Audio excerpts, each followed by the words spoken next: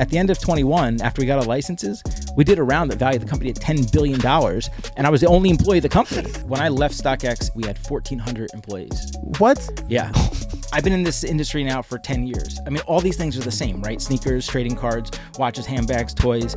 And so now, after having run a marketplace, after having run a brand and licensing, I get to create a brand myself and then take all the learnings from sneakers and from trading cards and apply it to collectible toys.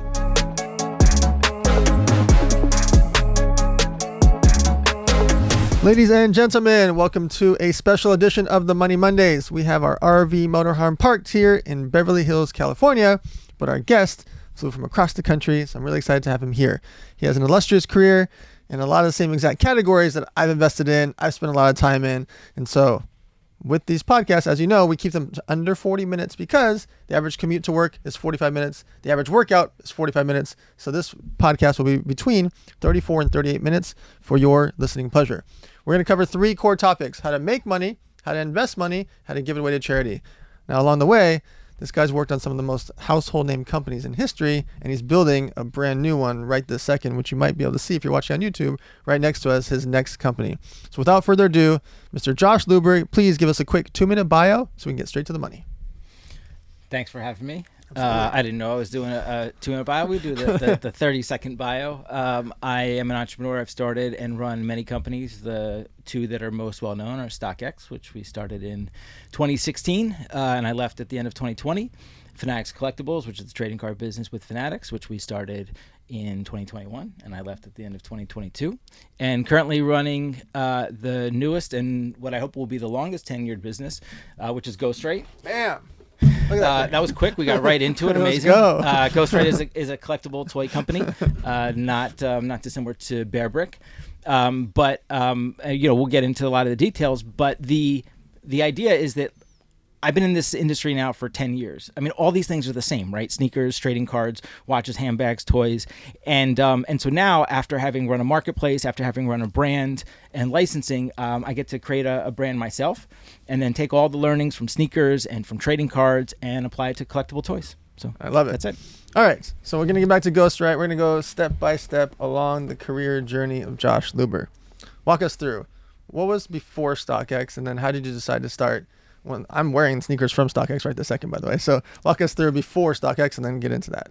You know, like you, I have the privilege of getting to speak at a lot of different places for a lot of different reasons. And one of the talks that I give is the everything but all the ones that failed before StockX.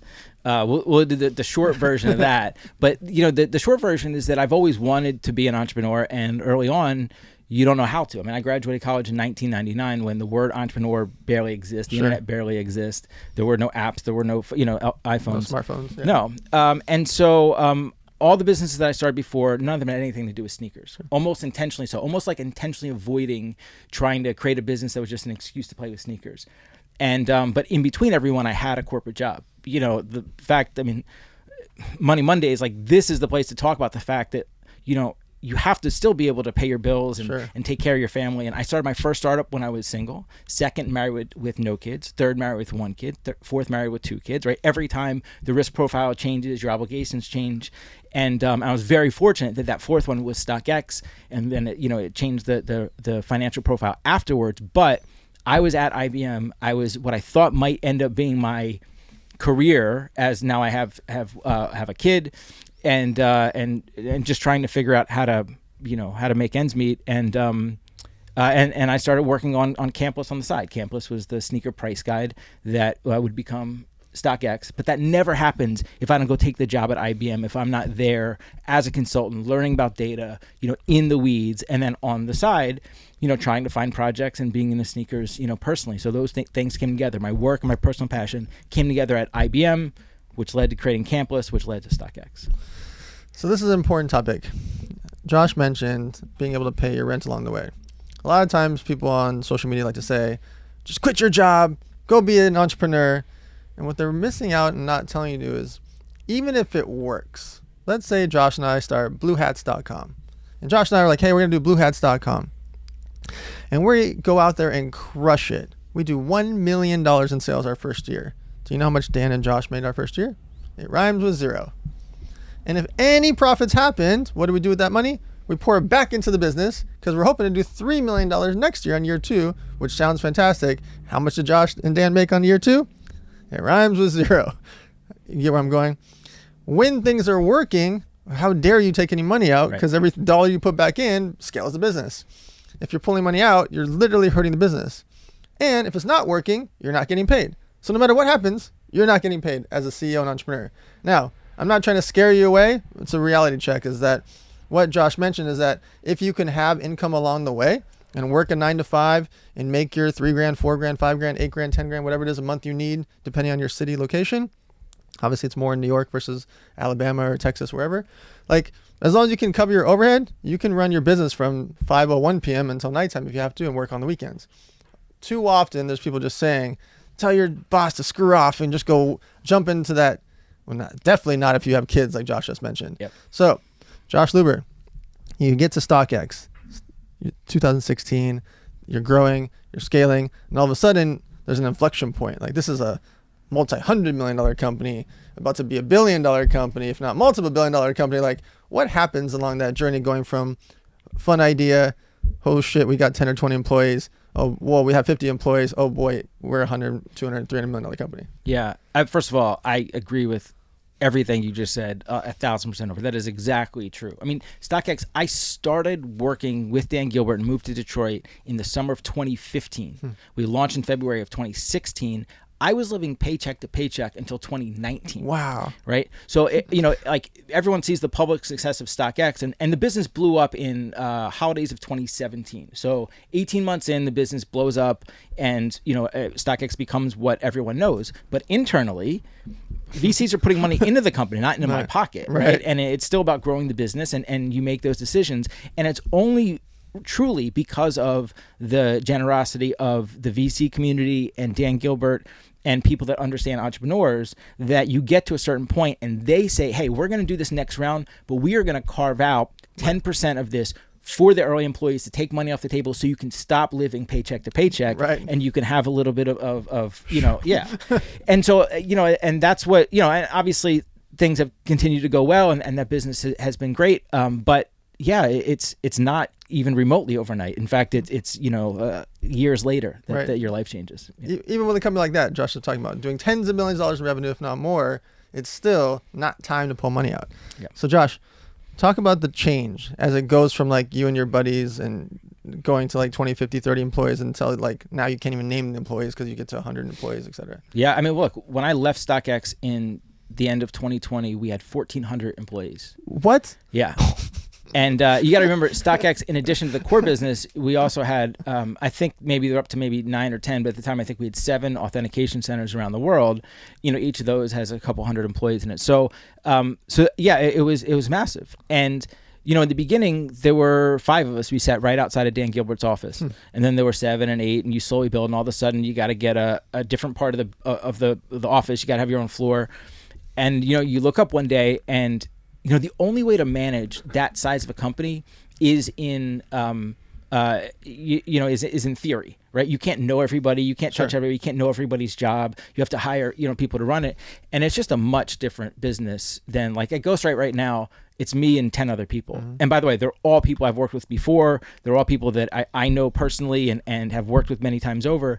But at that point, you're learning on the job how to run a large company. And frankly, that's not what I was interested in. I never thought that I would be in that situation, and one day then you are. Right. So on the make money side, on the first segment, we like to explain to people the realities. When someone wants to become an executive or an employee for something like StockX, how can they make a decision before they dedicate the next 1, 2, 3, 4, 5 years of working with a company that's scaling? Yeah, well, what's interesting about being a part of a startup, whether you're a founder or an early employee, everybody takes a haircut. Everybody takes less than what they could go make if they were working at, Facebook or IBM or whatever. When I brought in the guy who'd become the CTO at Fanatics Collectibles and then CTO with me at Ghostwrite. He had been a startup engineer for a while, and then he left and he was working at Facebook, mid-level engineering manager, making $1.2 million a year. Come on. Swear to God. right? And this I gotta is go, guys. I'm gonna go become an engineer. exactly right. What? And so to convince somebody like that to give up that pay to come and work for 80% less. yeah, and sure, there's equity and maybe you'll make some more money, but it's truly about, at that point, it's truly about lifestyle. And you ask people that live that lifestyle, it's rough, it's hard, it is grueling, and every bad trope you've heard about startup life and bureaucracy and politics, like that's what you're paying for, and that's why you get paid that, because those companies need every great engineer that exists.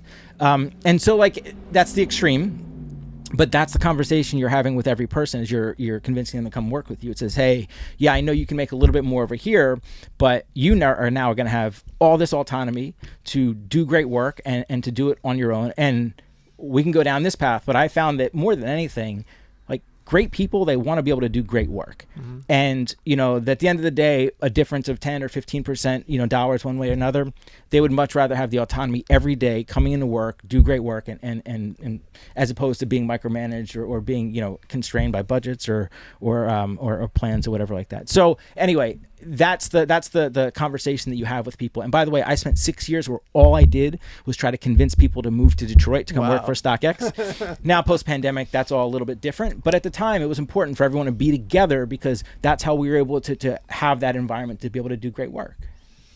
When did you realize that sneaker flipping was an industry?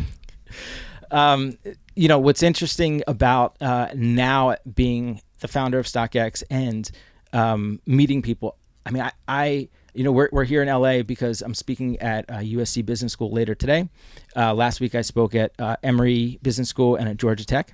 And every time I speak at a school, there's a line of people afterwards, and they are not there to take pictures. They're there to tell me, hey, I made my first $10 selling sneakers on StockX, mm-hmm. or I'm paying for my education because I was flipping sneakers in high school. Like 90% of them are. That is awesome. Mm-hmm. That is the coolest thing. We actually, at StockX, we created what we called StockX Day in our second year, where all we did was just invite people to come, our top customers, mainly our top sellers, to come to StockX to be able to have that conversation with everybody. So, I mean, it was going on well before StockX, but StockX, those companies that made it so easy to sell, and we can go down that path if you like that's what the real business of StockX was, to make it as easy to sell a pair of sneakers as it is to buy. And that enabled it to become an industry because it became so much easier for everyone to be able to sell sneakers. Right. So during my speeches, I talk about the economy. And oftentimes people think about every 8 to 12 years, there's a recession. Well, our last recession was 2008. And that was also big because of the mortgage industry situation and the banking situation. The difference was, and why we didn't have one, what I say in between 2016 and 2020 is the smartphone. Never before 2008 did you have a smartphone. Now people can become a Uber driver, Postmates, Lyft. Now girls can sell their clothes on Poshmark. People can sell their shoes on StockX. And that's part of my speech is StockX. Explaining that before if you lost your job during a recession, you had no other way to make money back in the days. Yep. 2005 technically is back in the days. Totally. Right? Like you didn't have all those apps. You couldn't go work as a Postmates driver, or Lyft driver, or Instacart driver. And now you can literally make money from your phone. 15-year-old kids can make $6,000 a month just buying and flipping shoes, making $200 a day. And so I look at it as literally changing the economy. Yeah. I look at companies like StockX as literally changing the economy, where 15-year-old kids, I see them at SneakerCon. I was on an advisory board for SneakerCon. 12,000, 16,000, 20,000 sometimes showed up to a show. There was 450,000 people at the shows last year. Yeah. For sneakers. Yeah. Yeah. It's become this mega time. And look, people love sneakers, but most of the people there, to your point, are some form of a small business. Right. They are there because they can either buy or sell on one side or the other. And they can, because you can buy sneakers at StockX, you can buy them on eBay, you can buy them in a million other places, right? It's about being a part of that live marketplace that's happening at that moment in that place. That's why they're there. It's almost like the old trading pits, the New York Stock Exchange. Right. eBay's who bought SneakerCon. Yeah. That's who came in. Yeah. All right. So along the path, when did sports cards, comic books, when did that become part of your life? Yeah, I mean, like all of us, right? I mean, I collected cards as a kid. I am 46, so 1991 was my bar mitzvah, and as my bar mitzvah present from my parents was a 1952 Topps Willie Mays. So that was kind of like the peak of my Yep. my childhood. But I was like everyone, collected cards during the junk wax era, et cetera. Put them all away when I went away to college, and kind of always sat in the back of my parents' closet. At StockX. We launched in 2016, blew up at the end of 2017. 2018 was about growth. 2018 was about, okay, what other products can we put on this site to grow the business? And so I was just always looking for what other products. We added collectibles that year. We added Bear Bricks. We added Supreme, streetwear. And I started looking at trading cards. I started looking at cards myself personally and for the business. Being in Detroit, I had been talking to all the people in the industry, and Steve Sloan, who at the time I think was the president of PSA, says, "Oh, you're in Detroit? You got to meet this guy, Jason Kuntz. He lives in your backyard." He's like, and so, and you obviously know him well, and he became my Sherpa back into the industry. Yep. He'd obviously been collecting cards this entire time, and I was like a kid in a candy store again to just like get back into cards. I started like opening up packs of cards at my desk in meetings at StockX. Right. Everyone thought I was nuts, and so I started collecting stuff myself. But really, it was like got serious when we were trying to figure out, can this be a real category in StockX for growth? And I was just very fortunate to be ahead of that curve a little bit. So then I started buying cards myself, Yep. and those things snowballed. Yeah, I mean, I bought a lot. I bought 3 dozen Bear Bricks off StockX, and I've also bought a ton of mostly boxes. Boxes, right? And look, the reason why StockX isn't a leader compared to eBay or Golden or PwC or Fanatics or all from a marketplace standpoint is the StockX model doesn't work very well for singles. Works great for boxes, but not very well for singles, and that's just a limitation of the StockX model. Yeah. So around 2020-ish, you decide, okay, I'm going to retire, take a break, maybe figure out what my next move is. And then, boom, I see you all over the news as the CEO of Fanatics Collectibles. Talk about that transition journey. Why jump back in the saddle? So Especially a big saddle. Yeah. Pre-pandemic, I was, it took me about a year. So back up. The summer of 2019, we do our $1 billion round. I also step down as CEO. We bring in a professional CEO to start moving the company towards an IPO and growth. And it took me about a year to realize that just because I started the company doesn't mean I can't leave. Sure. And so that whole next year, which obviously then leads into the pandemic, I was sort of feeling my way around, still looking for other products, other categories. And I really wanted to try to grow trading cards at StockX. But it just wasn't a priority for the sort of crazy ideas that I had about, could we go out and get licenses? Could we make trading cards? Like it was clear that industry was going to be something more. Pandemic happens. Everything, obviously, changes. And during that time, I just started having conversations with everyone else in the trading card industry.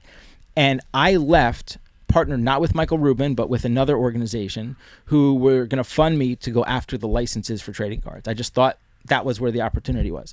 I left in September of 2020. We spent 2 months together. And this group said, you know what? Michael Rubin's probably a better partner than we are. He's been asking about trading cards. Maybe you should meet with him. And we met in right before Thanksgiving of 20.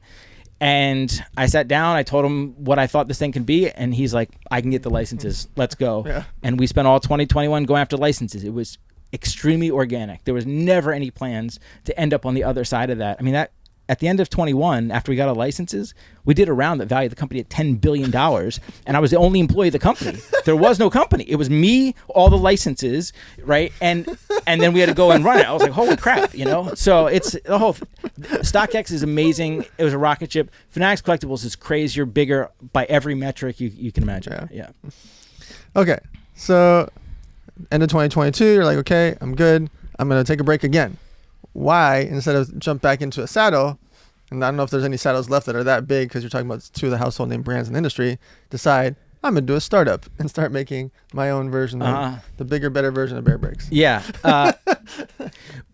Unlike StockX, you just like the pain of startups. Yeah, that's the fun part. It's so much more fun. The more pain is sitting in like budget meetings and trying to. Sure. Yeah, Actually, got cringed when you said that. Yeah. And look, the big companies have to be run a certain way, right. And I get that. But it doesn't mean that I need to be the ones doing it. What was great, and it's crazy. You look back on the just serendipity and the similarities between working with two different billionaire MBA owners, Dan Gilbert and Michael Rubin, and being at the center of these two industries, which is very just fortunate for me. But what Rubin understood when we started was that I'm an entrepreneur, and if that business got as big as we thought it might be, then he didn't need me running it. I didn't want to be running it. And so we were 100% on the same page. Sure. So once we acquired Topps and ingested their 800 people, and we hired some other people, including a CEO, he and I were on the same page. He's like, yeah, if you want to leave, great.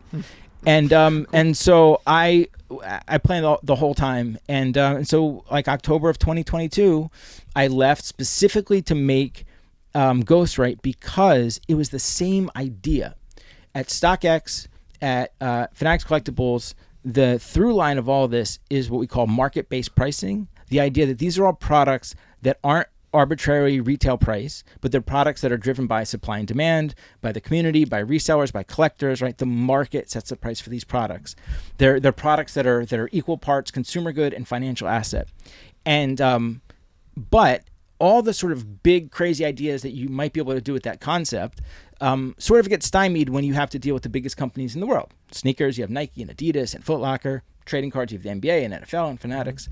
So collectible toys were this like Goldilocks industry where it was big enough to matter. It's big enough to work with all the most important brands and artists and companies, right? I mean, Chanel has done Bear Bricks, right? But it was not so big that you have these monoliths in the space. In the collectible toy space, you have Funko, yep. You have Metacom, which makes Bear Brick, and that's kind of it. And both those are relatively small companies. Hasbro and Mattel and Lego, that's different, right? So it was really this sort of like perfect place to go after this idea that we'd always had around the different ways that you could buy or sell these products, these sort of hype economy products. And so it really was this like perfect transition for me to be able to do this. Look, today we have to make collectible toys, and it's a toy business, but underneath it, it's this idea of how the hype economy grows, these toys, collectibles that are financial assets. So there's a lot to it, but the short version is it's actually the same idea for me as an entrepreneur, the same big idea that I've always wanted to go after. And now I get to do it on my own. I don't have a billionaire MBA owner as a partner. That's good. Maybe that's bad. We'll find out. But anyway, I get to go after it. And most importantly, I get to work with exactly who I want to work with. It's me and 10 other people. They're all people that I've worked with before at one or both the other companies. And a business is just people, man. Like, that's it. And so I get to work with the people I want to work with. So on a personal level, why not go be the CEO of Funko or go buy Bear Bricks? Well, I actually tried to buy Bear Brick. Okay. I tried to buy Metacom. I'd heard they were for sale. Yeah. That was. I really think that Bear Brick has this sort of perfect product that I love it. They've been making Metacom, the Japanese company that makes Bear Brick. They've been making for 25 years. And, Bear Brick, the whole rest of the collectible toy industry, it's all IP, it's characters. It's Spider-Man, it's Astro Boy, it's Cause, it's Iron Man. But the Bear Brick is just a shape. It's a blank canvas, this human body with a bear head. And so because of that, it gives them this much wider aperture to work with all the most important brands, right? You could put Iron Man on a Bear Brick, sure. Or it could be a Warhol painting or the American flag or whatever. Yeah. And so, and by the way, that's what a trading card is. A trading card is a blank canvas. It can be Wemby or it could be the backup shortstop for the Twins. And the value of that is dependent on who is on that blank canvas. So I always thought there was all this you could do with Bear Brick, but they are a very Japanese company. They've stayed very much in their ways. They've done the same thing for 25 years. And so I was like, you have this iconic brand, maybe I could sort of, and you know what? They just really weren't interested in having that conversation. Sure. So great. So then we had to figure out how do we create our own blank canvas. Yep. I left Fanatics Collectibles in October of 22, and we spent 8 months designing the shape. A ghost, like a Bear Brick, is a blank canvas. There's no face, there's no gender. Like, the ghost itself is not a character. It's about how it takes to skins. And it took a while to get to a shape that wasn't too much of a character, but also, really took well to skin. So I absolutely, considered it, but like, this is the better path to, and you get to start all this from scratch, right? You get to build a company from scratch, taking everything we've learned, and you can look at 25 years of Metacom, things they've done well, things they've done poor, and you don't have to correct it. You can just start new. So that's pretty great too. So walk us through Ghostwrite now. How do people buy into Yeah. it? What do they do with it? What's the plan? Well, also under the category of funding the company yourself and not having to answer to investors or billionaire MBA owners is we started making ghosts in August of 23. So we spent a year. All we did is make ghosts to give them away. So we ran a company with 10 employees making products in China, and all we did was give it away. So under the money part of this, and I thought that was important from a brand standpoint, from building the credibility within the industry of partners who might want to work with us. And we finally started selling ghosts in August of 24.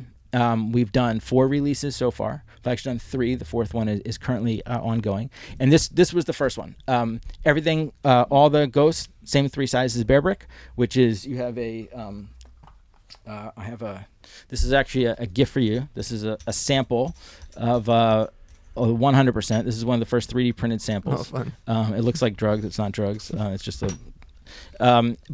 so this is 100%. This is usually for blind boxes, and we can talk more about that. But this size and then which we call the 100%, the 400%, which is this size, and then the 1000%, which is about 28 inches tall. And here, this is for you. Thank you. Mm-hmm.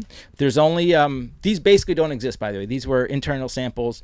Only one has been sold. We sold it at VCon live with the VFriends guys, and went for $510. So nice. yeah, so Thank you. yeah. And then so the third size is 28 inches. So the 3 they released, all this size, which is 11 inches, all sold on stock. On Ghostwrite as a blind Dutch auction, which means that we don't set the price. The market sets the price. This one, there were 20 units sold for $1,026 a piece. The second one, which was with Rocky's Matcha, which is a local matcha company here in LA, there were 30 units. It sold for $500 with a clearing price. And the third was Eastside Golf, which there were 30, and that one sold for $300.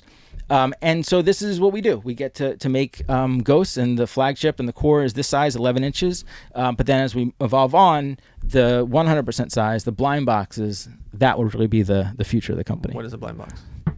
So blind boxes are trading cards. You open a pack, you open a box, you don't know what you're going to get inside. This is the first time that I'm showing the WNBA blind box. We have licenses with the NBA, with the WNBA, with Major League Baseball, and all 3 players associations. And this is the WNBA blind box that is going to come out in December. There are 16 players. Here's a checklist that I'm not showing on camera, but it includes people like Caitlin Clark and Asia Wilson. And then it has parallels that have all different color crowns, the same way that, say, Prism works, where you have your base color and then you have gold numbered to 10, and you have black 1 of 1, and all the different things. I mean, we get to take everything we learned about scarcity and collectability and creating brand and creating demand and trading cards and apply it to just a different blank canvas. Right. We didn't make any of this up. All we do is just copy how the stuff works great over here and apply it over here. So we're fortunate to have the licenses with these 3 leagues because of my history at Fanatics Collectibles, creating the trading cards there. And when this comes out in December, we think this is going to be a big deal. We're going to have, we think this is going to be a big deal. So we'll see what happens. We got to actually, run the company and grow it. I think I have one of the others here to show you. This is because we're in LA. This is the first time I'm showing Lisa Leslie. Oh, cool. There's a Lisa Leslie a ghost. So there's 12 stars. There's 3 retired players, legends, and then there's 1 actually famous fan that we'll surprise people with later. But anyway, so this is Lisa Leslie, the first of one that we're sharing here. That's really cool. Mm-hmm. There's a famous book called Steal Like an Artist. And the concept of what Josh is talking about is you don't have to necessarily reinvent the wheel. You can make it faster, more efficient, and take all the things that you learn to make a bigger, better mousetrap. You don't have to. And in my career, that's what I've done. There was 900 energy drinks when I started Who's Your Daddy. I just wanted to make the first 0 sugar, 0 carb, 0 calorie one. All the other cans were black and silver. I made bright yellow, bright red. They were $2.99. I was $1.99. Remember what McDonald's and McDowell's? I was about to say the same thing. You sound exactly like James Earl Jones right at this moment. Yeah. They got the golden arches. We got the golden arcs. Yeah. And come into America. And so we went out and won flavor of the year, and that was my shtick versus 900 drinks. There was hoverboards. There was 2 companies, $1,800, $1,500. And I was like, that's crazy. What if you've got 2 kids like you do? That would be like $3,000 or $4,000 to buy 2 toys. Yeah, right. I don't care how rich you are. That's a lot of money. And so I made mine for less than half the price. They didn't have speakers. I put speakers in them. They didn't have lights. I put in different lights. You could change the colors. And they took 4 to 8 weeks for shipping. I did same day shipping. So I just fixed the thing. I didn't create hoverboards.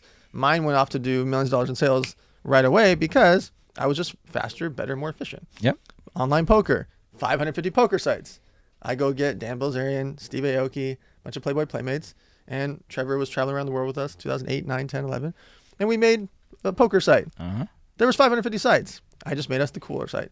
And so throughout my career, I've just gone by this exact same methodology and theory. It was just like, I'm just taking what someone else is doing and make it better, more efficient, faster, etc.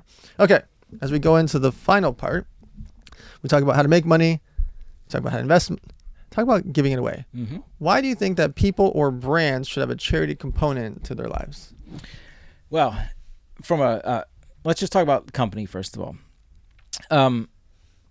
I think too much is put on the sort of obligation to have that. If there's not something actually that's core to the founder or the company itself, it's pretty obvious when it's just sort of tacked on at the end. Yep. We at StockX were part of Dan Gilbert's organization in Detroit. We lived the revitalization of Detroit. Everything that we did was Detroit focused. Still today at the bottom of StockX website, it says, made in Detroit or whatever the language is, right? So all of the charity components were tied into Dan and the things that he cared the most about. And he's put his money where his mouth is for decades. And so that was a very obvious one for us. At Fanatics Collectibles, to be honest, I don't know if they ever got there. I don't know.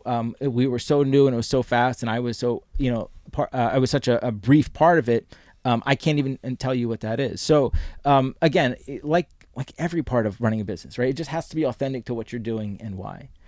On a personal side, there's a moment when you're gaining wealth that you look yourself in the mirror and you're like, this is just nauseating, not from a dollar amount, but from a distribution wealth, because no matter how rich you are or where you come from or who you hang out with, there's always people that that you grew up with or family members or whatever that have significantly less and are in a different place. And so if that doesn't happen, well, we can put that aside if that doesn't happen to someone, but at some point that happens and you're like, oh shit, okay, I need to start thinking about this. And you have to think about it strategically, because what happens is the flip side of that is as soon as people know that you have wealth, everybody comes out. And I'm not just talking about people that give me money, but like the schools that I went to. Mm-hmm. Oh, they send me more emails and then they call me more often than they used to, right? Mm-hmm. I spoke at Emory this past week, and there were meetings that were put on my calendar with different people in the organization there that wanted to talk to me about that. So it's important that if you don't have your own thing, then people will make their thing your thing, and that's important for it.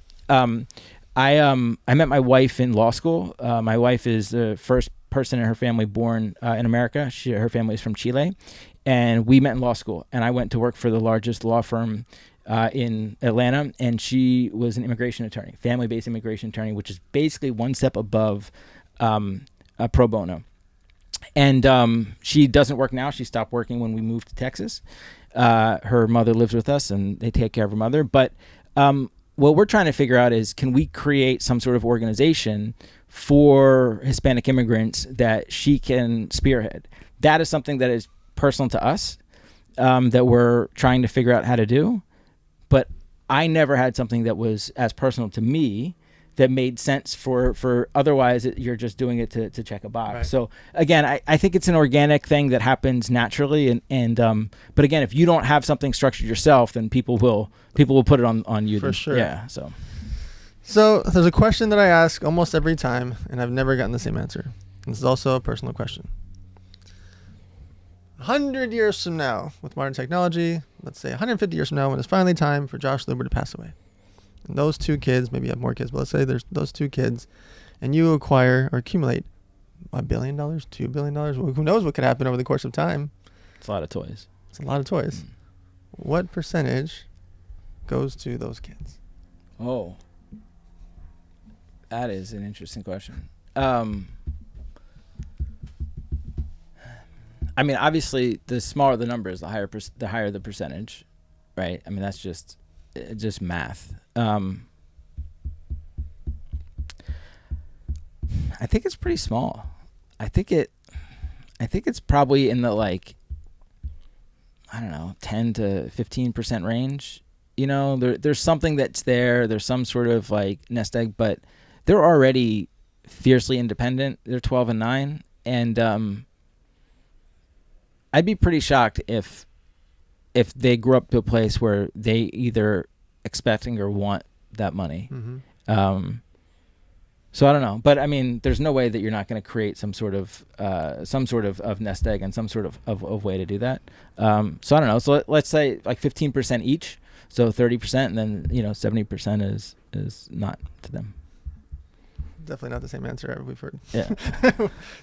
It's so across the board from 0 to 100. Yeah. And the reasoning behind it is always very different. And also the trigger points of like, oh, if they do XYZ, they can get it unlocked. Or if they have a fund, they can do this and this. Or we can have it managed and then they can get it. Oh, if they get married, they can have this. Or if they go to college, they can do this. Like, in fairness, my kids are 12 and 9. I think if you ask me when, they're 24 and 27, I might have a much different answer, right? Of, we're at a different stage of our life, and, seeing where they're at in their life and what they do, whether they're married, what kind of career they have, what they've chosen to dedicate their lives to. But again, it's so early to even think about that but the flip side of it is obviously the way the will is set up right now, if like God forbid something happened to both Patricia and I, they'd get all of it. Yeah, exactly. All right, last question. As we go into 2025, this summer, especially this week, it feels like sports has taken over the world. It's the best time of year. It's the best. I mean, 2 days ago I think it was 12 hockey games, Monday Night Football, World Series baseball, like all the same night, right? And then 2 days before that was UFC, boxing. Like, sports is on fire right now. Yeah. Where do you think we go from here now that finally, like, sports has always been around, but now it feels like it's the dominant force of television? Well, it's not changing, right? Who was it? Alexis Ohanian, who's been on the soapbox about, that sports are basically the future of business because of AI and the other things that will change so much other parts of business. I mean, it's not wrong, right? You look at Fanatics and look at just the state of Fanatics business today versus 5 years ago and how it's evolved, and we still have a long way to go. I think that it's only going to become a bigger part of the economy, bigger part of culture. Of culture and content. Right. I mean, it just is. I also think, by the way, this is why, and you probably know a lot of these folks as well, there's a lot of people trying to create large organizations around sports other than baseball, basketball, and football. Right, for sure. Right? Like I have a friend who is trying to well, not even that, but like I have a friend who's trying to create a real organization around track and field. How do we make track and field matter other than once every 4 years? Because those athletes are extraordinary, right? Sure. And so I do think that those sort of areas of sports will also continue to grow and become more prominent. Very cool. All right, everybody. I'm going to try to get Josh back on here if he's ever traveling back to Los Angeles. We'll take this motorhome wherever he is to visit him and try to get him back on this podcast. But follow him on social media. Check out Ghostwrite. What's the website? It's ghostwrite.com. That's very simple, very easy. I like the branding. Make sure to watch what's going to happen here. Each of his releases obviously has been selling out. I've been buying them without even telling him. I've just been buying them because it's fun to collect, and I just believe in his vision and what's happening. And the characters are cool. It's fun to have, and I enjoy the process of what he's doing because I've been buying Bear Bricks for years, and so why not buy the next best thing that's coming out and doing all the new, better features and the concept behind it, and now jumping into WNBA, etc. So check out ghostwrite.com. Check out Josh Luber on social media. And as you guys know, with the Money Mondays, it's really, truly important to have these discussions about money. We grew up thinking it's rude to talk about money, but as you guys know, I think it's rude to not talk about it. That's part of why a lot of our community just doesn't have money, or they're in bad debt. They don't know how to pay their taxes. They don't know how to do loans. They don't know how to pay for their apartments, their lease, their cars, what happens when their friend borrows $400. They don't know how to talk about it. Like, they think it's rude to talk about money. I think it's ridiculous. We have to talk about it. We are zillions of dollars in debt because of this situation, and we need people to talk about it. So liking, commenting, subscribing, sharing. That's why our podcast has stayed top 10 for 84 weeks in a row, is because of you guys. And there's no ads, as you notice. Like, I'm here to support, and I want you guys to really have this discussion with your friends, family, and followers. So check us out on themoneymondays.com, and we'll see you guys next Monday.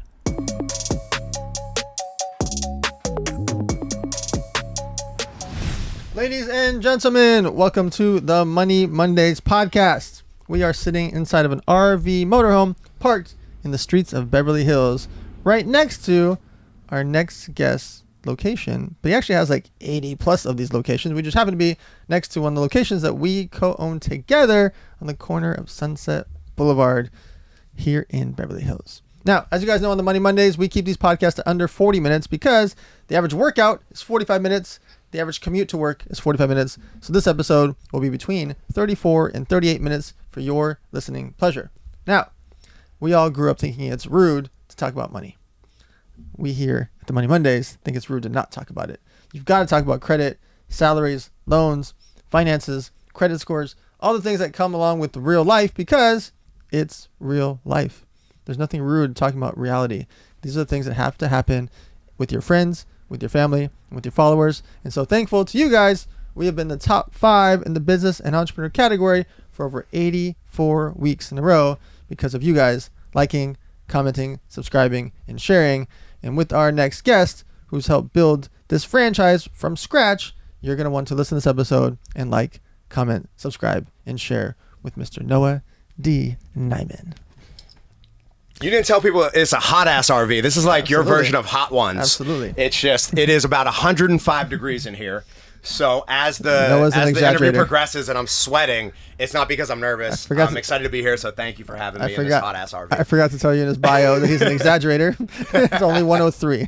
I'm kidding. Okay. It's beautiful. Listen, penny saved is a penny earned. Gas is very expensive. So we're keeping expenses down and revenues. It's the noise. The air conditioning is noisy. I am with you. And you like it. You like saunas. I do. You literally pay to sweat. You get to sweat here for free. You've been listening to the Huberman podcast. You're like, all right, we need 20 minutes on, 20 minutes off. Okay. So what I would like for this to happen right now, if you can, do a quick 2-minute bio so we can get straight to the money. Oh, wow. You're putting me on the spot here. So name's Noah Neiman. Thank you for your time, effort, and energy listening to me. So I actually started out as an accountant, and like most other people, What? First off, I don't like how you looked at me and were like, this kid does not look like an accountant at all. For those of you watching on YouTube. I read books too. I don't just lift the weights. I read some books. So I started out, I was actually a very good accountant too. I worked for, shout out to this has never happened in the world. Shout out J.H. Cohen, mid-size accounting firm in New York City. No, I actually learned a lot about being an entrepreneur and managing the books through that. But very important. But also, throughout the work, I would run into the bathroom and I'd be calling my family, like crying, like this is not what I'm destined for. I can't be destined to, take the L to the F train and the F train all the way up to 46th Street and 6th Avenue in New York and get out and sit in a cubicle and have to go to Wilmington, Delaware and count mattresses. So I always had this potential energy and I felt it. And there was always a disconnect between where I could place that energy. Because I'm a creative at heart. I'm a storyteller at heart. But as you know, an accountant is very data-driven, analytic. There's not much room for creativity. So through a series of misfortunate and fortunate events, I ended up almost ODing on drugs, which my family will say is the best thing to ever have happened to me. And I know that that's dark, and I know that's kind of privileged to say because I had a great support system to help me get out of that hole and to help me support my fight. And I ended up in New York City. A friend asked me if I wanted to go to this boot camp to kind of get out of my own head. He knew I was going through it, suffering with these depressive and anxious states coming out of that situation where I almost died. So I went, and I remember going through this class for the first time and looking at the mirror and smiling. And that was the feeling right there, being in that dark state and looking at myself and getting lost in the music and the workout and the physicality of what I was doing and finding salvation in that moment. I knew that that was my purpose from that moment on, and I knew that I had to scale that and bring that to as many people as possible. So that got me actually working at that space for a few years, 5 years, as I built up my own brand through. I was very fortunate. It was right around the time where, Kim Kardashian was talking about her favorite workout and all the celebrities. Now it was cool to talk about working out and training. So I built up my brand with them, and Vanity Fair and Harper's Bazaar and Bravo gave me a show just because I had this boundless energy powered by knowing that this was my purpose that saved my life. And I know that there's others like me that are probably going through what I went through. And if I can create that environment, then I know I'm going to be giving something back. And instead of taking things, which was kind of my career trajectory before. What can I take? What can I, consume? What can I buy? As opposed to my favorite Ali quote is, service to others is our rent for our room here on earth. So building up my own brand within the constraints of another brand left me a little unfilled as well. So I was posting all these Facebook videos of me boxing while I'm still at this other space. And my now business partner, who the co-creator of Rumble, Eugene Rem, who I'm sure you know from Catch Restaurants and from some of the most iconic nightclubs in New York City. He created 10 June, which is any given Sunday you'd see, Jay-Z grabbing the mic. This is pre-Instagram when, clubs were actually fun and celebrities and people let loose. And you weren't on your phone like this. You were more just like, trying to shake. He came to me and he was like, listen, do you want to start something? And I had already known in my heart of hearts what my version of a group fitness experience was going to be. So after a few back and forths of me initially saying no because I was scared, I ended up, locking down with him and starting Rumble. And you asked for a 2-minute bio, and that was about 17 minutes. So I apologize. Brevity is not my strong suit, but I'm trying to get the story out. It's important. It's important. Thank you guys for listening to Money Mondays. Yeah. We'll see you guys. That was the whole podcast. I'll see you later. Okay. Yeah. Rumble Boxing. Rumble Boxing. Yes, always be Brandon. Here it is. I love it. And there's my dog Oz. This is version 1 of a new retail drop, and actually a new company that I'm dropping, correlating with Rumble, called Knuckle Therapy. Knuckle Therapy. That's my dog Oz. So this is version 1. Reed Hastings famously said, if you're not embarrassed by your version 1 of your product, you've launched too late. CEO, co-CEO, or founder of Netflix. And this is not what it's going to look like, but this is kind of a prototype. Unleashing it here first. I like it. Unseen from the world yet. What is Knuckle Therapy? So Knuckle Therapy, I told you that moment where I looked in the mirror and I was going through such mental anguish and I was suffering panic attacks and I was doing everything that I thought to get out of that space. I was talking about it all the time, and what I didn't know is through talking about it, I was actually reinforcing how I felt about myself, and I was putting out into the universe how depressed I was, how lost I felt. So, there's a famous Stoic quote that says, I train the body rigorously so that it's not disobedient to the mind. So, and that works as a one-way street. You can't will yourself into a healthier body. But when I took control of my physical body and I became present with that rigorous physical effort, I was able to better control my mind, and I started thinking clearer. My creativity came back, my wit came back, my soul came back into my body. So Knuckle Therapy is a brand that's going to start in merch that embodies that, but will eventually be subscription workouts and podcasts talking about those principles that saved my life, especially men's mental health. And my dog recently passed away, 18 and a half years old, Oz. 18. So this is honestly, 18 and a half. I rescued him from North Shore Animal League. He was left by the side of the road. He survived tumors and infections, and he was one of those key things, key spirits that taught me a lot about myself and was very therapeutic for me. So this is kind of honestly just a healing part for me because I'm really shaken up about it. I'm still really torn up about it. So I wanted to create something in his image that would live forever, that would help spread kind of the gospel of these principles that helped me when I was in my darkest hours. So, it's the same as Rumble. Why I created Rumble was it got me out of a hard spot. It really saved my life. It got me out of my own head, and it put myself in these physical endeavors like a boxer, and what's more analogous to life than fighting? Getting hit on the chin, getting knocked down, having your corner support you, having your cut man there, having your coach.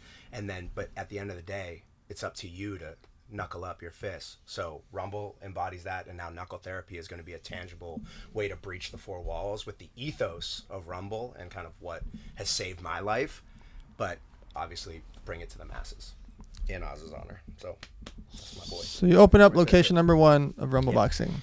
When you decide, you know what? I'm going to open up locations number 2 and 3. When did you decide that this is going to work? We were very fortunate because when we launched, we had launched with almost 100 pieces of press already. Wow. We had the right people involved. We were so confident in our product and presentation and the why. Like literally, this thing saved my life. So there's no greater why than this was my literal salvation. So we were so confident in that, we knew we could have fun in the margins, which is where greatness happens. So the public responded to that. Also, we always talk about networking and why your events are so impactful, because you get incredible creatives and the best in the world in their industries in a room together, and magical things happen. So when Eugene and I, who is probably one of the greatest restaurateurs, one of the greatest hospitality, I hate the word guru, but I mean, he's a sensei, he's a senpai of hospitality. And then you got me, who is probably arguably one of the most impactful group fitness coaches and most notable group fitness coaches in The market. the market at the time. We already had eyeballs on us. So we knew we could have some fun. So when we launched January 9th, 2017, we instantly, within, I'm talking weeks, were put into the rafters with the Barry's boot camps, the Soul Cycles, because of our ability to execute on our ideals and present it in a unique and novel way, but then also how we made people feel. We traded in feelings. So when you walked out of Rumble, all you wanted to do was get on your phone and tell the world. It helped that we had, the Justin Biebers, the Selena Gomez's, we had, Scooter involved, and we had all these big celebrities involved, obviously to amplify.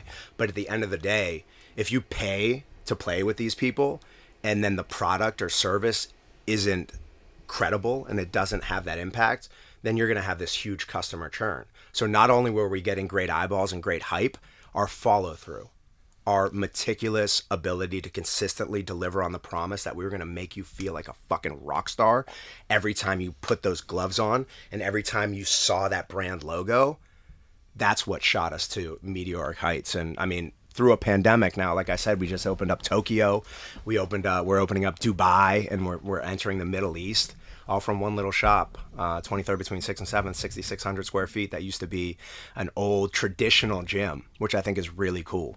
Used to be called Steel City Gym, and I remember when I was touring the space with Eugene before we picked it, I walked down to this little basement and I made a left, and there was this, she must have been 75 years old, this woman, and she was in posing trunks, definitely like geared out of her mind, like all the steroids and everything, but she was ripped and she was posing, and she caught eyes with me and I caught eyes with her, and she gave me like a little yeah. And I was that moment there where I was like, this is the space where we bring in and usher in this new era of fitness, where it's much more obtainable, it's much more digestible, and it's going to be our point of view. And we executed, and we consistently, kept the trust of our customer, and the customer thanked us by blowing us up. So then you get to 11 locations, 12 locations, 13 locations, During a 14 pandemic. locations. Why do you decide to work with private equity? When is that turning point where you're like, you know what, maybe it's time to bring in some capital or other partners to really scale us from 14 to now 80 and even growing faster than that, farther than that? Well, complete transparency, I think the pandemic, it didn't force our hand, but it definitely persuaded our hand in a different direction, because we actually had no plans. We wanted to keep it small, tight, corporate, free, because when you're dealing with the brand that has such a unique identity and presentation and soul, like Rumble does, and the execution is so important, and the people involved driving that execution are so important, oftentimes when you throw that to a corporate machine, a lot gets lost in the sauce. But with that being said, we were coming out of the pandemic. We were getting back up to our pre-pandemic numbers, and some studios were actually doing better, but there was still that uncertainty. We had been told, we're open, we're closed, 50% capacity, 30% capacity, social distancing. Right. I remember filming in this is a group fitness, a live experience. I remember filming like a podcast style audio to play over the loudspeaker so two customers could sit in the physical space while the workout and the trainer played over the audio. It was just like, but that's what I'm saying. Like, we're fighters. We learned how to pivot. I mean, talk about knuckle therapy. Like, I apply a lot of fighting principles into my entrepreneurial and personal life, because we had a pivot. So we launched a digital channel called Rumble TV, which helped us gain international viewership. So now everybody across the world, not just nationally, knew about Rumble, and that garnished the attention of Exponential Fitness.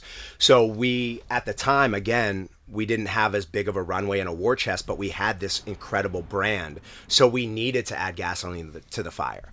So I would say that it worked out, but that was never our goal. So sometimes you just got to roll with the punches, and we rolled with the pandemic punches, so to speak, and that led us to negotiations with Exponential.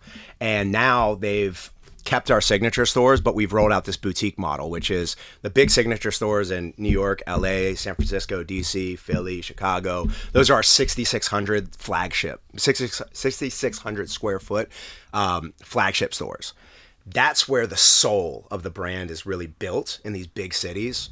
And then we scaled out the franchise model, which is a 2,200 square foot, smaller footprint, a little bit more financially digestible for these franchisee owners. But and my job now is to keep that soul alive as much as possible as we scale. So it was a way where we could, again, for me, I want to bring this to every household. I want to bring it to every neighborhood, because I know the emotional and physical and the benefits that it brought to me. So I want this everywhere. So then you go from 14 to 80-ish. Yes. And then now you've got potentially 250 locations on the horizon. What changes in a corporation when you start to get from the crew, right? The crew that's building 14 locations that you can name them all, to becoming a large-scale corporation. You use a lot of corny office jargon, I'll tell you that. Thank you. Yeah. No, but it's necessary. I get it. Listen, we got SOPs now. Yeah. Before, when it's 13 and then your boy's just doing some cool things like, you can't hey, spell SOP. Yeah, that's what I'm saying. So, like, now you just have to have much more structure, or, you're going to end up like McDonald's selling hot dogs, at the McDonald's. And obviously there's going to just inherently be some dilution, but it's, to me, my main mission is to keep it as authentic as possible, so that we honor the original promise of what Rumble was built off of. Because trust is a huge thing for me, and especially in business. I want people to come into this space feeling what I felt when I first entered my group fitness experience that got me out of my own head. So I think the only thing that changes is now, instead of being able to make instantaneous decisions, you got to have a meeting about the meeting, and then you got to have a meeting about that meeting, and then you have a 4-hour meeting to talk about the recap of the meeting that you just had before nothing gets, no, I'm kidding. Things get done. Yeah. So there's a much bigger timeline, and obviously it takes much more momentum to steer the ship. You can be much more nimble when you don't have these corporate constraints. But then again, like I said, I would never be able to scale to, Tokyo. I would never in a million years without them thought that I was going to be walking past the Sydney Opera House, and I hear, yo, Noah, I used to take class in New York in 2017. I moved out here, and now I heard Rumble's opening in Bondi. Like, I OD'd on drugs, and now I'm walking past the Sydney Opera House, like one of the wonders of the world in magnificence, beauty, and splendor. And people are screaming my name, not because of me, but because of how something that I helped create impacted them so profoundly and positively. Fuck. Everyone needs to fight for that. Everyone. So I don't know where I was going with that, but I just know that like that needs to remain as much as I can the soul of the brand, and I'll do my best to work within, again, a corporation to still keep that essence alive.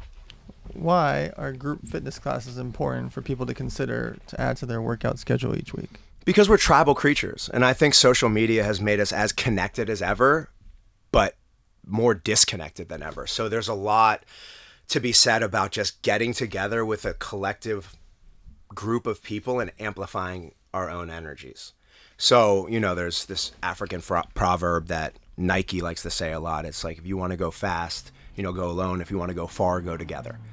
So I think that there's a certain intangible, innate kind of thing at play with group fitness that allows you to come into this space, know that you're surrounded by some people that are probably like-minded, that you can feel supported by, and then, it's like the bodegas in New York City: need a penny, take a penny, have a penny, leave a penny.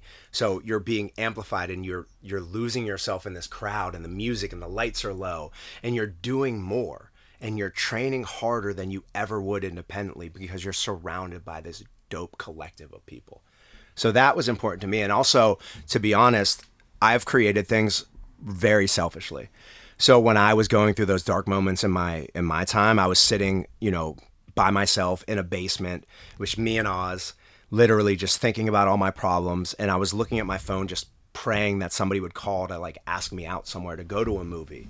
So I created a space where no matter how you're feeling and what's going on in your individual life, you know that you can come to Rumble. And like I said, you can get out of your own head. You can get out of that basement where I was, and you can find yourself, catching yourself in the mirror and smiling, maybe for the first time that week or that day.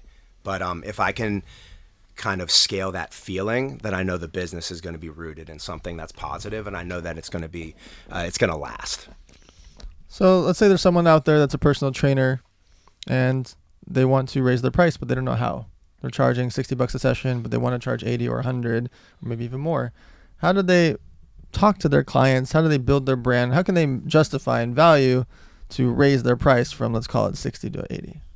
Well, listen, I mean, there's a reason why, an Hermes bag is pricier than, the IKEA shopping bag, although Balenciaga did turn that IKEA bag into a month. But anyway, that's capitalism, baby. You have to give the value, and not just give that value. You have to be a storyteller.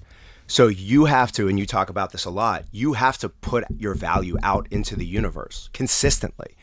Steve Jobs famously said in a Pixar meeting with executives that, the world is ruled by storytellers. Mm-hmm. Your profession is going to be ruled by the storytellers of it. So if you can show how your energy is infectious and how you're going to be reliable and show up, and how you've amassed all this energy that's going to get your clients to the goals as quickly as possible. And to be honest, you got to be a person that somebody wants in the room, no matter what the profession is. So if you're putting out your brand consistently, people are going to see that value. You should never have to manipulate your way into a higher billable rate. You should be so undeniably good and position yourself as a premier product or service by who you're associated with. It helps if you have, the celebrity clientele, but it's not necessary. But obviously it does help, because everybody wants, the trainer that is in their favorite sitcom, who's getting trained by them. They look great. Who's Jessica Alba's trainer? I want them. So that helps. But again, it's not necessary. But what you do have to do is, again, tell your story consistently and show, not just tell, show people why you're more valuable than anybody else. So someone's building up their career and they want to stand out. There's tens of thousands, hundreds of thousands of personal trainers. How can they make themselves stand out if they want to become a more known personal trainer? You get tattoos, you get a nice watch, you get a beautiful dog. No, to be honest, you got to know yourself. They always, people are always like, you got to know your customer. And yeah, identify your customer. But you have to know yourself. And if you know yourself and you present yourself to the world, again, consistently and with energy and passion, you'd be so surprised at what you naturally attract, as opposed to, being insidious and trying to, again, I call it manipulation, manipulating people to work with you or deal with you. So you should create a personality and a presence and in a educational wheelhouse that's so undeniably powerful that it ain't what you say, it's how you say it. So if you can be confident in that, you're going to stand out naturally. Can a personal trainer become bigger than the gym that they work at? Absolutely. I mean, it happened to me. So, I'll shout out Barry's Boot Camp, because I would never have a platform. That's the gym I was talking about before. I would never have had a platform, but it was a platform. And now I chose to work 7 days a week. I chose to make sure that I was in the right rooms with the right people. I remember teaching a Saturday class with this guy, Michael Rourke, who was the founder of Hudson Media. And I made sure that, I always took care of everyone, but I really made sure to take care of the people that I needed to take care of. He was a big producer. And I didn't expect anything, but I just made sure to always make sure that his Saturdays with me, those Saturday mornings at 7 a.m., he was walking out buzzing. And then one day I get a call, hey, I'm filming this series for GQ. Never been on camera before. I'm filming this series for GQ called Fighting Weight. Would you want to be in it? But if I had tried to manipulate him into, all right, I'm going to see how I can finesse myself into getting into this show, it never would have happened. It would have come off as disingenuous. So I believe, the podcast right before, it talks about give that value. I chased relationships and not checks, where I think a lot of people go wrong. And it's very important on Money Mondays to say that. Chase relationships and not checks. Checks will get you the short term, I call it the crypto money real quick. But if you chase those relationships, you're going to build lasting wealth. And those people, because of the value that you gave them, they're going to want to authentically help you. And you're going to be top of mind for other projects that maybe you didn't even think. Because again, I never thought that I was going to be in Vanity Fair. I never thought I was going to have a show on Bravo. But what I did do is every day I showed up and gave that same energy. So I think that that's really important and underrated as a trainer. If you want to break the four walls of where you're at, you have to be special. And sometimes just that specialness is just that consistent energy that makes another person feel incredible when you're around.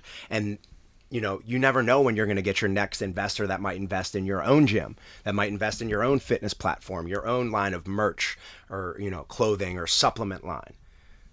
But you can't go about it with the angle of this is why I'm doing it. You have to go about it as this is the value that I've created and this is the value that I want to give consistently to every single person, whether they can do something for me or not. And you'd be surprised, you'll find those people that can do something for you and they want to give it back to you. Why do you think that people should incorporate charity into their lives, whether it's their family or their office? I mean, I think we said it before, service to others is our rent for our room here on earth. So incorporating a charitable component is really the bedrock of society. We're tribal creatures. We have to look out for one of, each other. So for Knuckle Therapy, the first thing that I started with was, how can I use this brand to help animal rescues and lower income families with veterinary services? Because for me, when Oz was 15, he had internal bleeding. He had a tumor that I didn't know, and it bust. And I rushed him to the hospital, and the surgery was like, $10,000. And they told me, they're like, listen, we can do this surgery. Chances are 50-50 he's not going to make it through. Wow. And this dog saved my life. Like, I'm serious. Like the times when I was like going through panic attacks and he would come put his head on my thigh and just let me know it's going to be okay. How could I not? But I was fortunate enough because I had those finances. If not, I would have had to make the terrible decision to just literally let him pass. And now he ended up living 4 more years almost. So 3.5 more years. So I want to provide that for families. So if you can have those charitable elements authentically laced into your brand or your service, then I don't know, that's just another point of differentiation that's authentic and it's not disingenuous and it showcases who you are, because it's almost unimportant what you do. There's 1,000 garments that are the same. There's 1,000 workouts that are the same. But having a really strong charitable component laced into the business model is going to be one of your authentic points of differentiation. And it shows that you're a human and not some amorphous soul-sucking brand. So 100-something years from now, when it's time for Noah to pass, maybe 100, maybe 200 years from now. Oh my God. It's time for you to pass, and you go from 80 locations to 250 locations to 2,500 locations, and you've got like Scrooge McDuck money. How do you decide what percentage to break up amongst family, friends, charity, no one, everyone? What do you do? You remember that scene in The Joker where he just lights it all on fire? Mm-hmm. Yeah, you're on your own, suckers. You earn your own shit. No, I'm kidding. I don't have any kids. I will eventually. But to be honest, I want to give away. I mean, that's my plan right now. Even if I have children, I want to make sure they're okay with school but there's something about earning your own and finding your own way that I think was really impactful to me. And I've been around a lot of people that have been given a lot of things. They have the McLarens and they have it, but they haven't earned it. So they are left feeling super empty. I have to do some deep soul searching when the time comes. But I plan on giving a ton away to probably dog shelters, dog sanctuaries, dog charities. Because again, I don't know if I'm here talking to you without Oz. Sure. I don't know. I mean, I obviously have a loving family that helps, but I'd want to do more for animals. So I think that, I don't know. Whose cat? I think it was, Lagerfeld's cat is worth like 300 million or something, like Karl Lagerfeld's cat. Look it up. I think I have 2 dogs, Tyson and Zoe. They're going to be zillionaires. Yeah, they're going to be quadrillionaires. I love it. So yeah, I'll give a lot away, but again, I'm going to have to do some deeper thinking about the ramifications of leaving a fortune to your loved ones. Where can people find you, the brand, the business? Talk through it. At Noah D. Neiman. It's a lot of UGC. It's really just me and the dogs and some workouts. So at Noah D. Neiman, Neiman. And I still teach. I'm in New York. I'm in LA. I'm all over. I might be in Tokyo and in Bondi. So I post my schedule a lot and kind of where I'm at. And that's it. I mean, I'm out in the streets. I mean, hit me up online, DM me, and just say what's up. That's it. All right, guys. So it's really important for you to discuss finances, money, situations, accounting, salaries, credit, all those things with your friends, family, and followers. These discussions have to happen. There's nothing rude about talking about reality. Money is reality. It helps pay for healthcare, rent, food, a lot of great things. Have you ever tried desserts? Like, you need money for desserts. Have you ever tried like a smoothie? I like smoothies, but they're $8 and $10 and $7 and $12 around. You're not going to Erewhon for the $25 Haley Bieber smoothie. Yeah. Come on now. We're in Los Angeles. And so those things that you might want take money, and it's not rude to talk about it. We have to be able to discuss it with our friends and family, and it has to be part of our society because it's daily life when you have credit cards and debt and situations and rent and leases and borrowing money from your friends for $200. Like, those things are real, and we have to be able to talk about it with our people. And that's why we've stayed so consistent up on the charts with the Money Mondays, because of you having those discussions and sharing our clips with your friends, family, and followers. So visit us at themoneymondays.com, and we will see you guys next Monday.